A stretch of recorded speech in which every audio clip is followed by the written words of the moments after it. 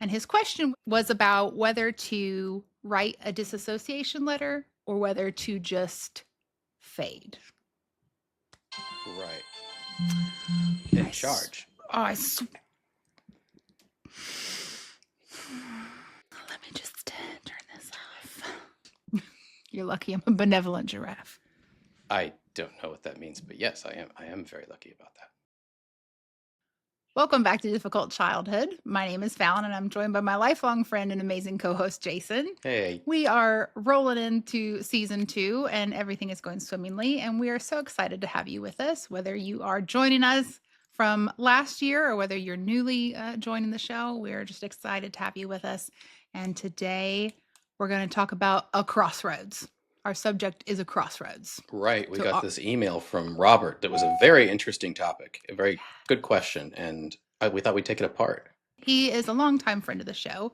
And last year, at the end of last summer, he messaged us just wanting our opinion on the situation that he and his spouse are in, whether or not to write a disassociation letter or whether to just naturally fade. Float away. Off the cuff, what camp do you land in? Diminish and go into the west like the elves. Somehow I knew That's what I was going to say. I knew you were gonna tie it in there. I was waiting for it.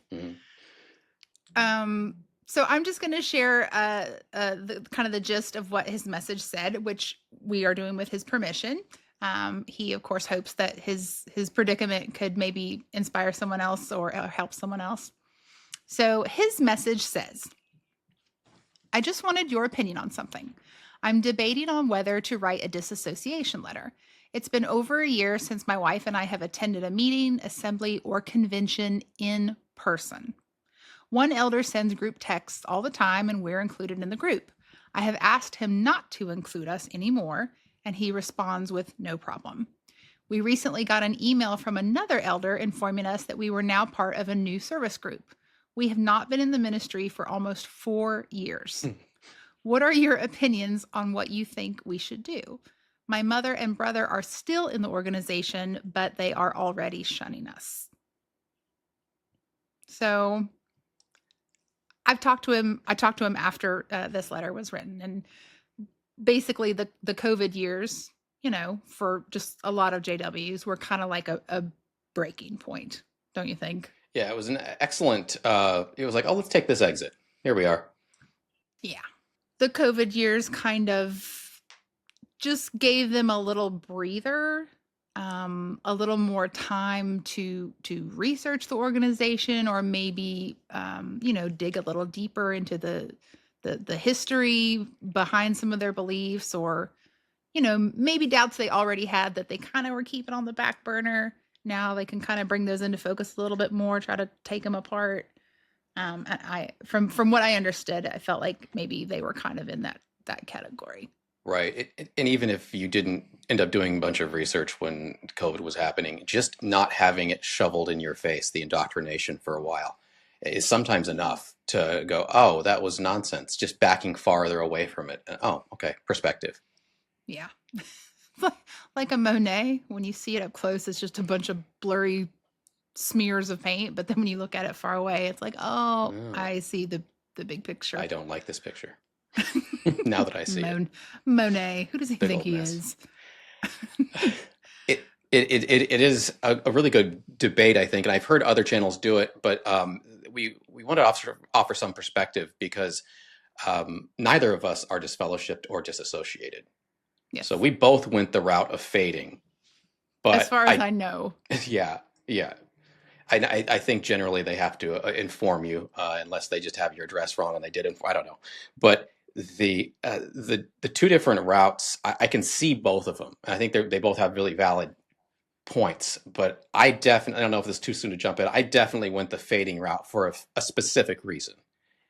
And It was, in fact, like just after I was already inactive, and an elder who was a friend of mine from before asked me to meet up with him for lunch, and I thought, okay, maybe he's fading too. I'll see, because he had recently stopped being an elder. Fingers crossed. But he at that lunch asked me if I would be interested in writing a letter. to disassociate. And I thought, right then, it annoyed me because why should I have to write a letter to disassociate? And I also thought, why, who cares what they think? Because I mean, I don't care what the Mormon Church thinks of me. Admittedly, I was never Mm. part of that. I don't think, I don't care what Blockbuster Video thought of me. I don't care what your organization, your dumb little organization, thinks of me. You guys aren't important. I don't go writing letters to other things that I used to be a part of. It was just it was very we are the one truthiest truth, and if you want to separate yourself from us, we require that you play by our rules and submit a letter to us because You we're take the terribly. walk of shame. Yeah, you're very you shall conform to our rules. Now, I actually, since this is my feeling at the time, I sense it kind of changed my opinion on this. But at the time Mm. I was annoyed and I thought, off. No, I'm not going to write a letter and do some paperwork for you. And then you announce it, Right. and you guys get the pleasure of going, Jason Hansen is no longer one of Jehovah's Witnesses at the meeting. And half the people that are there are going, who? I don't think I was even assigned to that guy's congregation. So I was annoyed of the arrogance. And I actually said to him, to Tim, no, I don't care what the organization has me set as. The only thing that I did really want to do was get myself off of their database. And then we'll get more into Sure. that later, but and why I miserably failed at that. But yeah, I was just annoyed with that. I don't know. What do you think of the request to write a disassociation letter? Did he try to persuade you to come back Oh, at first, first? yeah. And Then he okay, heard my okay. attitude. That's part of the story I was missing there. Sorry. He heard my attitude, and I was just like, "Oh no, it's not real. I'm not Yeah. interested in that. It's not You at made all it real." clear. Yeah. Okay. And then that's when he asked if I wanted to write a letter. So love bomb you Mhm. first. And then when that fails, I'm just gonna bomb you. Yeah. Good work. Minus the love. Mhm. So what I think, or what I've basically come to the conclusion, and this is the same response that I shared with Robert in my response. I said I feel like JWs pretty much fall into two camps, two groups. So the first group feel like there's no need to write a disassociation letter. They don't owe the organization any explanation for their choices. They're either already moving on with their lives or they're ready to move on with their lives. They don't have any kind of emotional investment in what the local congregation, the branch office, the governing body thinks of them, period. Um, Labels don't hold any power over them unless you allow it to. So whether they're inactive, in the process of fading, whatever, disfellowship, those labels don't matter. So they don't need to write a letter. They're just living. And then the second camp, which is kind of the other side of that coin, camp number two, they want to be the one to initiate the severance. Mm-hmm. They want to be the one to break those ties rather than just waiting for the organization to give them the boot. They want to make it clear that they're choosing to leave rather than being kicked out, for being like a rule breaker. Right.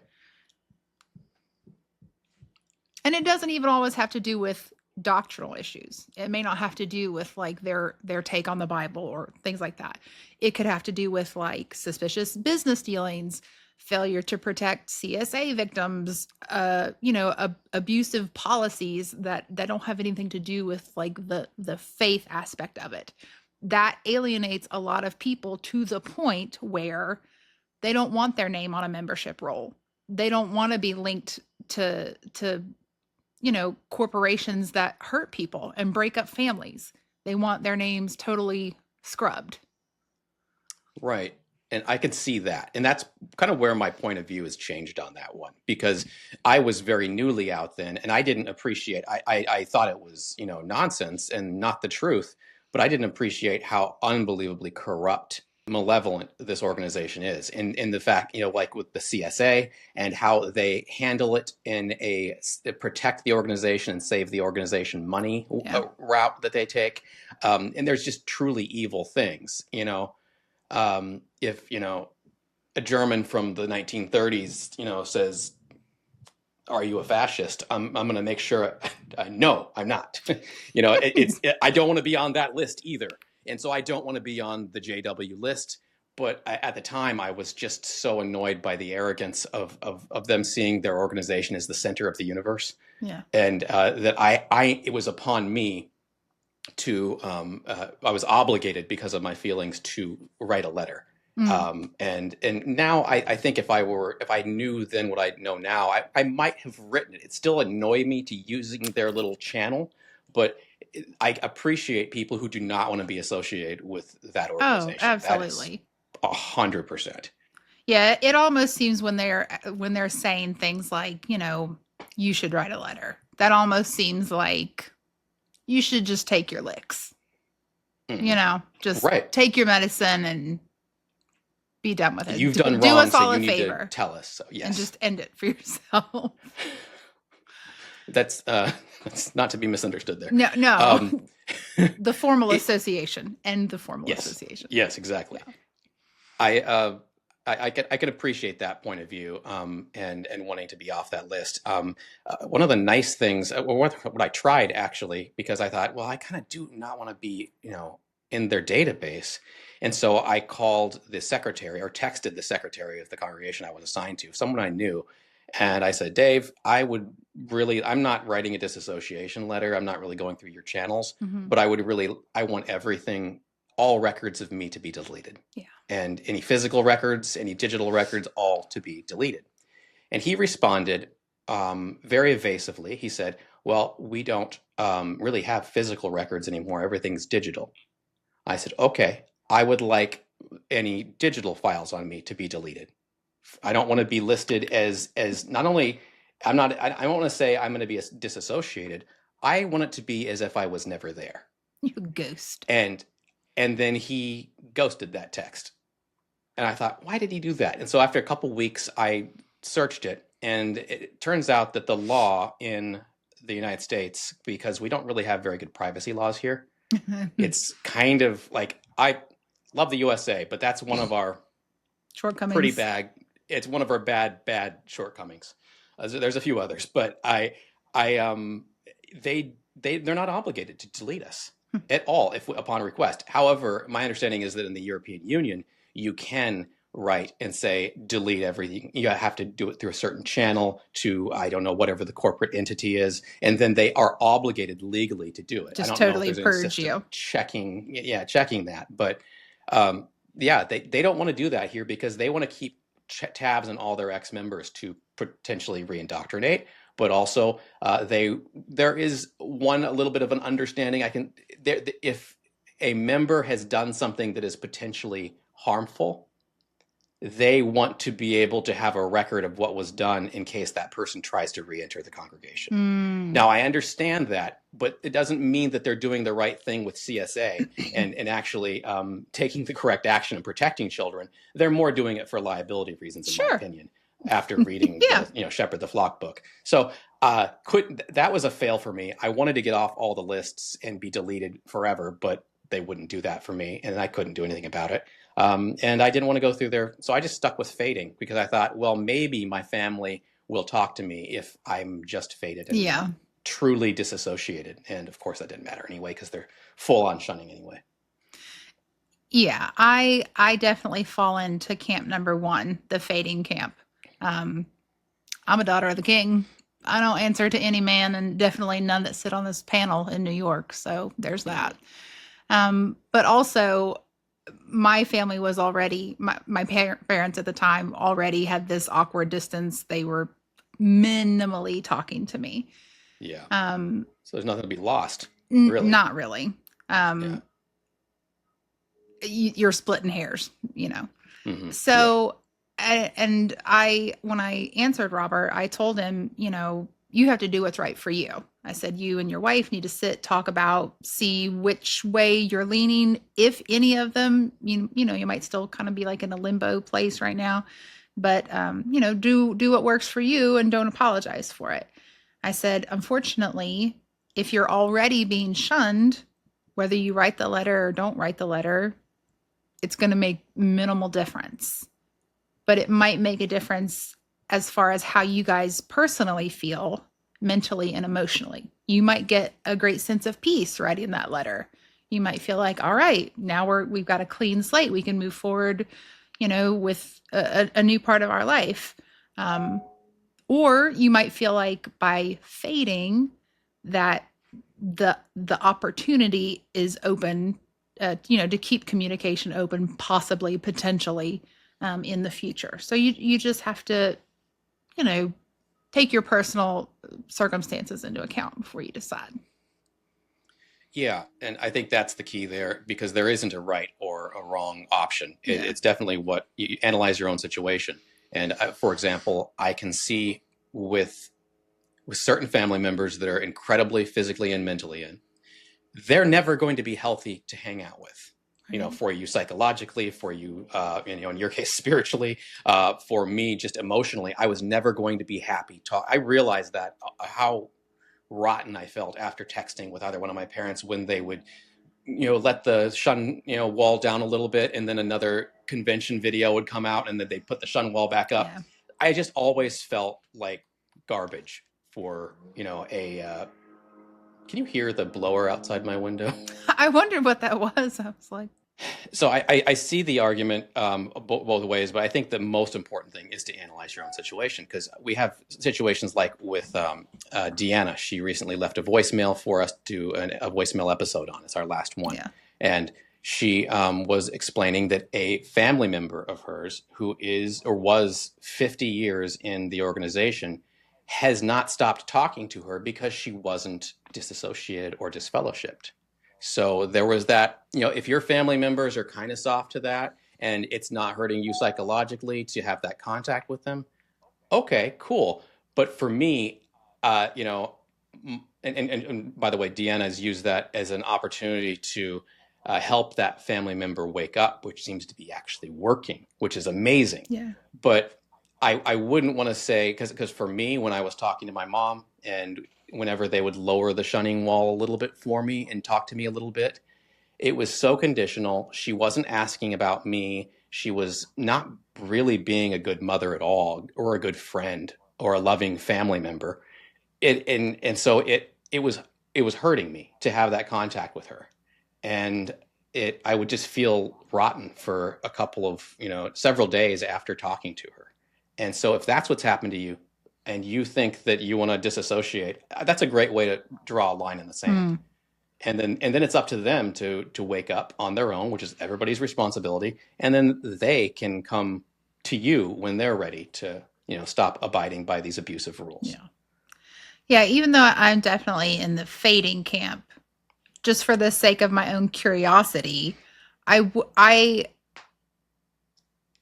I don't know if it would help to write the disassociation letter or to ask for your records to be pulled or whatever. But just because I'm a curious person, I've always wondered how much information do they really collect on members? I mean, do you know like to what extent they collect data on just individual people?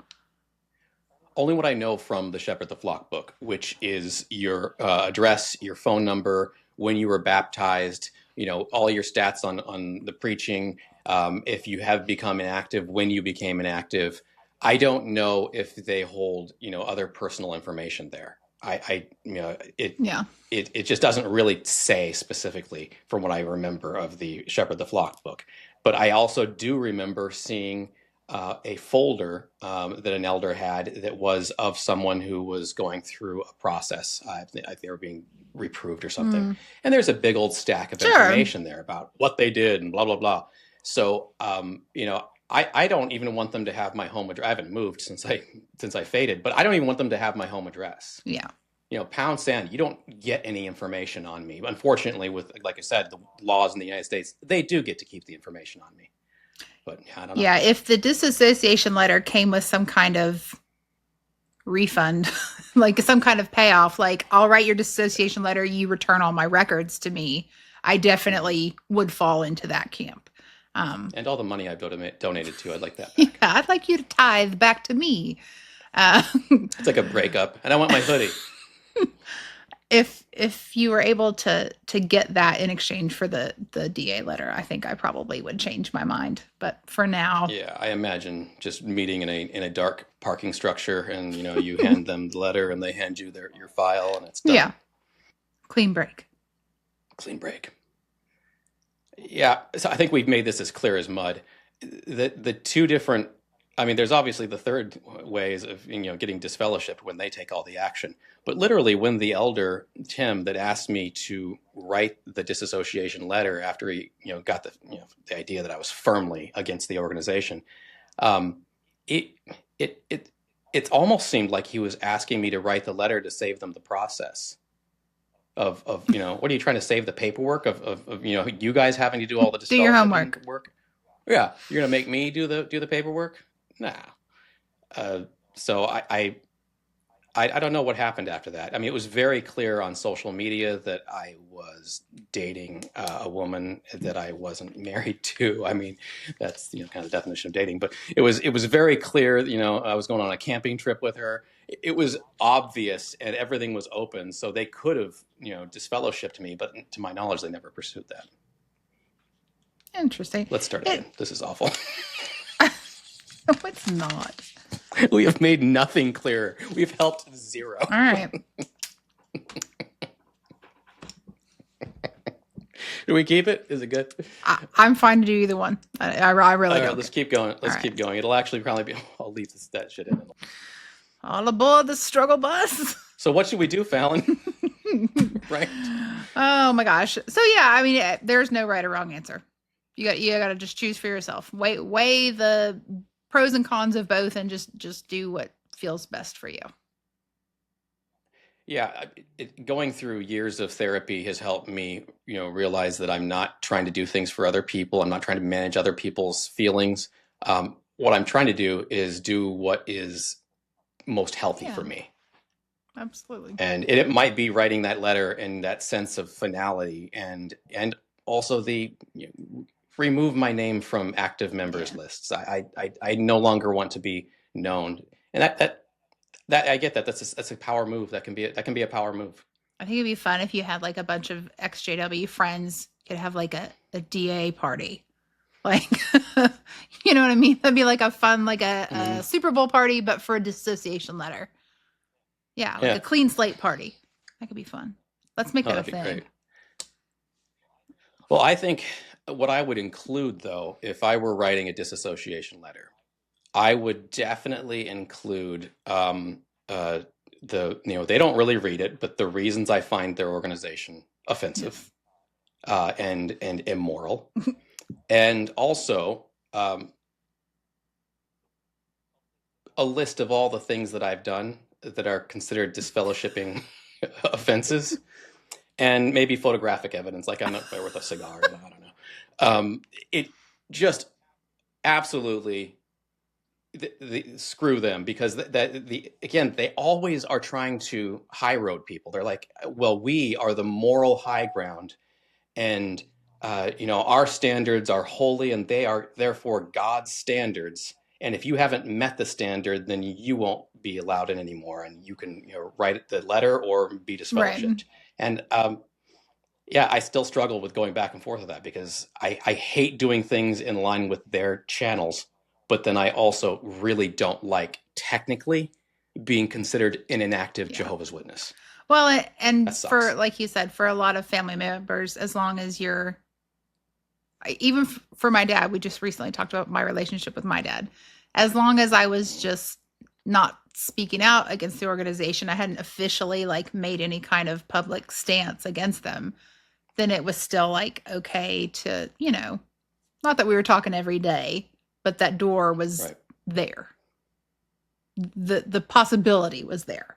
Yeah. But then Hmm. once you make it official, whether you write a letter or you publicly like speak negatively about the organization, that's kind of the point of no return. Because now you're not just somebody Right. that's maybe discouraged and needs, a little morale boost to come back. Now you're, on the enemy list, the axis of evil. Right. And in fact, to me, that's a bit of a